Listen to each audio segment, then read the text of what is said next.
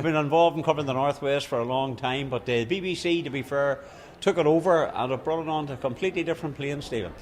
It's one of the most enjoyable events of the year for the BBC, and this year again we will hopefully have pretty much every angle covered, whether that's live radio coverage of all the practice sessions and the racing, live television coverage of the highlights programmes as well, which go out on the Sunday and Monday night straight after the event, and of course the online coverage now has kind of taken the event to another level, and people from all around the world will be able to watch the practice on Tuesday, the practice and racing on Thursday, plus all the racing live on Saturday. And as I said, that's then all packaged up with 30 plus cameras, helicopter curb cams, all the bells and whistles for the highlights programmes on Monday and Tuesday.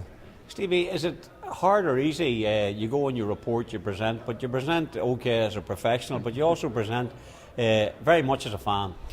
Absolutely, and when I first got involved with the Northwest 200, I had really only ever been to watch as a sort of outside fan of the sport. I wasn't heavily involved in it, but as soon as I'd been to the Northwest 200 once in a working capacity, I absolutely fell in love with it. You fell in love with not just the sport, but the people who are involved, and that's not just the riders, it's the people behind the scenes, the fans, the organisers, and it's just a really good, fun family event to be involved in. And I think once you're hooked with the Northwest 200, it's hard to miss it every year.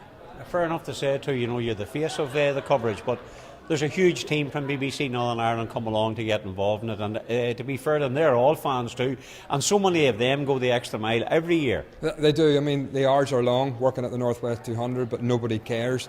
And that has been in pretty awful weather conditions on a few occasions. We hope this year, obviously, the sun will be shining. I've been involved at the Northwest when the sun's been out, and it does make the week a lot easier. But look, we've got a massive team of people who not just work up front and the presenters that you will see on screen and hear on air and during the online coverage, but it's a massive team of people who work behind the scenes. The cameramen, at least a couple of dozen cameramen who stand out in all sorts of weather covering the event. From the sound men, the riggers, it's an absolutely massive team of people which it takes to pull together to make sure the coverage is successful every year.